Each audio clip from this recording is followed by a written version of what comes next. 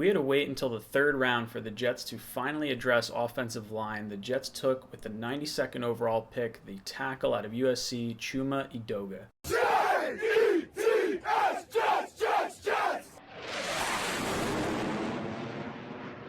With Chua, he was another guy that we actually, liked quite a bit through the fall. Another guy we thought had a lot of potential. We thought he showed very well at the Senior Bowl. We thought he did some very good things in the fall at Southern Cal. We think he has position flexibility both on left and the right side, and also the ability to swing inside to guard. So for us, they were both guys we thought the key words in both those guys are potential, and we think they have the ability to come in here and with our proper support, we can actually hopefully help them fulfill their potential. If you're new here, hit that subscribe button. If you've been here before, welcome back. I love having you here. I have heard the comments, guys. You guys like the hat.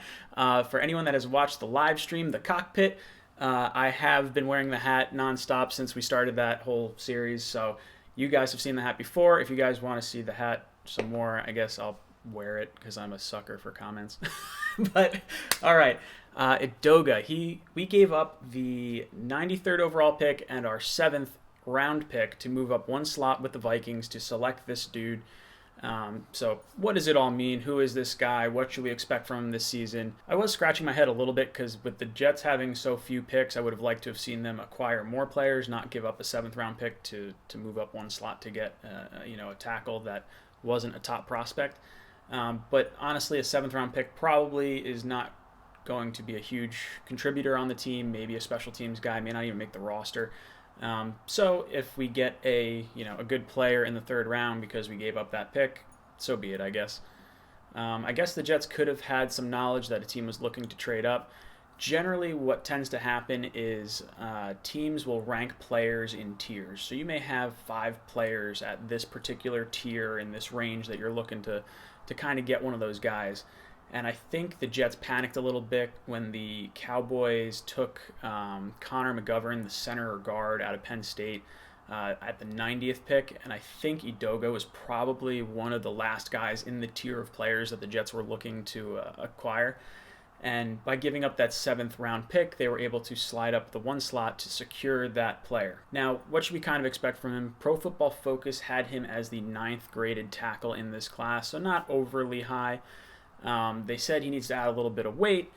He was stout in pass protection, and he only allowed 4 pressures this past season. Now, to take his pass blocking just a little bit further, he actually had a 99.3 efficiency rating for pass blocking. That was good to be the 2nd best in this class. And last year's pass blocking efficiency grade wasn't a fluke. He actually had really high grades the last 2 years. So it's something that I think we should continue to see progress. And obviously the 4 pressures he allowed, that's outstanding. You could tell that the Jets want to put a focus on protecting Sam, especially while he's dropping back. If he's a little bit lacking in the run blocking game, I think I can sacrifice that if it keeps Darnold upright. With Shell coming off the injury, he may not have the health to start the season, so obviously Edoga could possibly slip into that right tackle role from the start of the season. Ideally, I think that would be perfect for us. It's, we shouldn't expect it to happen, but I think that's probably the hope. One major thing that we have to note here is that both Beachum and Shell are going into the final years of their contract, and with Shell coming off an injury, we're going to need some type of safety net at that right tackle position. There's 3 ways this could kind of work out, and I've kind of broken them down a little bit. So one is Shell recovers and is re-signed at right tackle after the season. Edoga becomes our left tackle because he has the ability to swap both left and right tackle. He also has the ability to play guard, so he's kind of versatile in that respect. And then he would ultimately be replacing Beachum at the end of the season. Option number 2, Shell doesn't recover from his injury. Edoga becomes the right tackle. And then we go into next off-season in a tackle-heavy draft, and we decide to take our future left tackle in the 1st round of next year's draft. So I think that could be an option.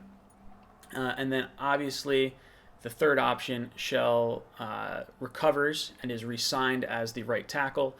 Edoga does not become the left tackle that we hope, so we go into the 1st round and we decide to take a left tackle there.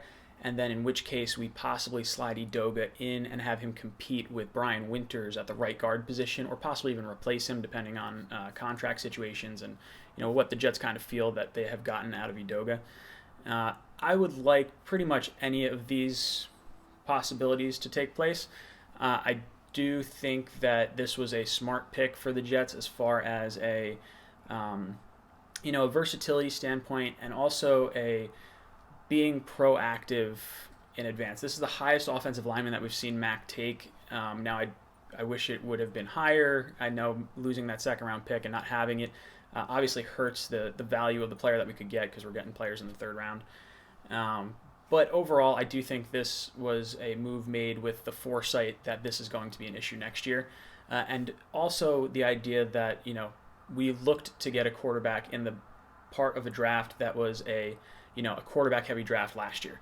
We looked to get a pass rusher in a pass rusher heavy draft this year. You look ahead, you kind of see that left tackle class coming out next year. You're going to see a lot of really good offensive linemen come out. And I think the Jets are trying to possibly fill some areas of need right now, while also setting themselves up to get a top left tackle in next year's 2020 draft. Overall, I do really like the selection. I think that protecting Sam Darnold needs to be key. I think having Bell out of the backfield will allow for that pass blocking aspect that his game offers, as well as the screens and things like that. I'm not as concerned with his run blocking grade. I think we can work on that. If that's the downfall for him, I'm sort of okay. There's obviously the connection with Sam Darnold. They both played at USC together. Let me know what you guys think down below. And as always, go Jets.